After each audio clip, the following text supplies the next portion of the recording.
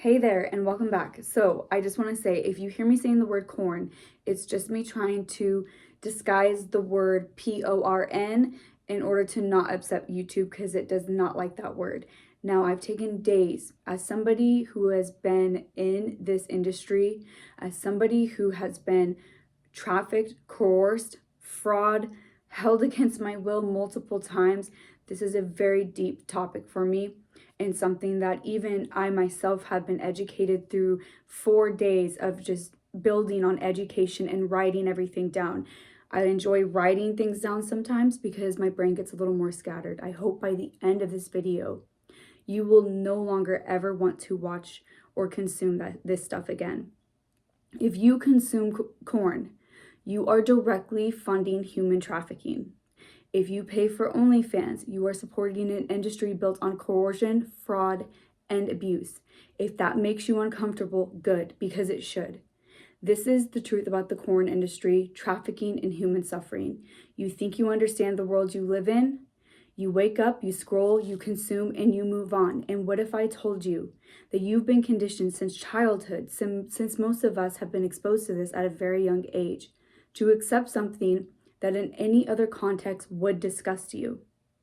That this is an industry so deeply embedded in our culture that the most people never even stop to question it because they were trained not to. Corn is not just entertainment. It is not just a personal choice. It is a multi-billion-dollar business machine built on control, addiction, and human exploitation. And the most brilliant trick it ever pulled was convincing you that it is normal.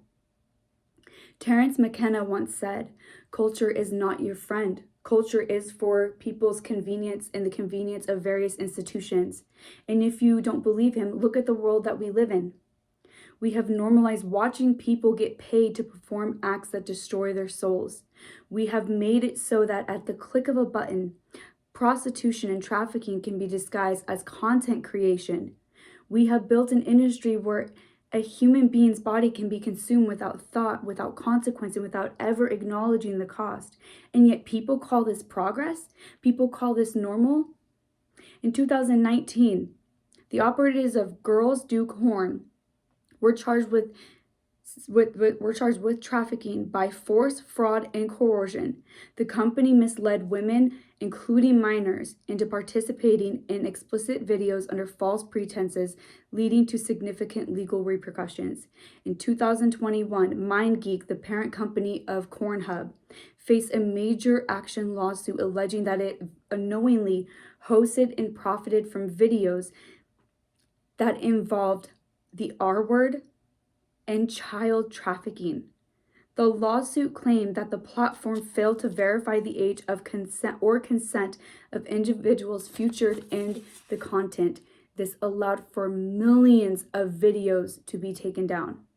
In January 2023, a whistleblower accused MasterCard and Visa of failing to prevent their payment networks from processing transactions related to child SA material and trafficking on OnlyFans.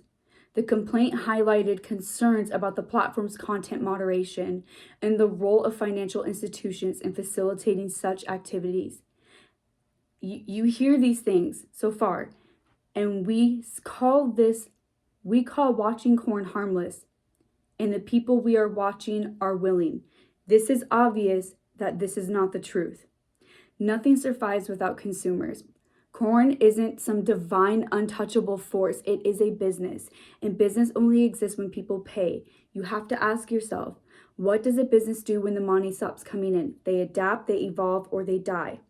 And this industry, this empire of exploitation, only thrives because it is fed by clicks, fed by dollars, fed by men who overwhelmingly fund the demand. If that makes you uncomfortable, good, because it should. Because if you follow the money, you don't just find entertainment, you find trafficking, coercion. You find an entire underground network of suffering that only exists because people keep paying for it. You will find people who have unalived themselves, substance abuse, people that were people took their lives This is a very dark industry, and I feel like people don't want to come to that conclusion. 91.5% of men and 60.2% of women report watching porn. Yes, it's both people. 71% of OnlyFans subscribers, though, are men. The vast majority of cam model, venue, escort services, and premium site subscriptions are funded by men. The National Human Trafficking Hotline identifies pornography as the top venue for sex trafficking cases. If the world stops clicking in pain, does the suffering stop too? Men and women, this is up to you. The scariest part of all of this isn't just that it exists. It's that people know. They know about the trafficking. They know about the coercion. And they know about the people who have unalived themselves. And they don't care. Because the truth is, many people are already so numb. Jordan Peterson warns that if you practice psychopathy, even in small ways, you will become it over time. Psychopaths do not see people as humans. They see them as a transaction. That's exactly what porn is. They seek pleasure with no empathy for the cost. They dehumanize others for their own gratification. Now ask yourself, what is porn teaching you? To detach, to use people as a means to an end, to see a body instead of a human being. The more we consume, the more the brain changes. We know this. Because the more we indulge, the less we feel. Because the longer we stay, the harder it is to leave. We are literally practicing becoming psychopaths. And some of us have. So let me ask, if we stop, do we heal? If we walk away, do we find connection again? If we reject this illusion, can we rebuild what we have lost? Behind every video is a body, a mind, a soul. Some never make it out. I'm going to use these people's real names. And if I butcher their names, I'm sorry.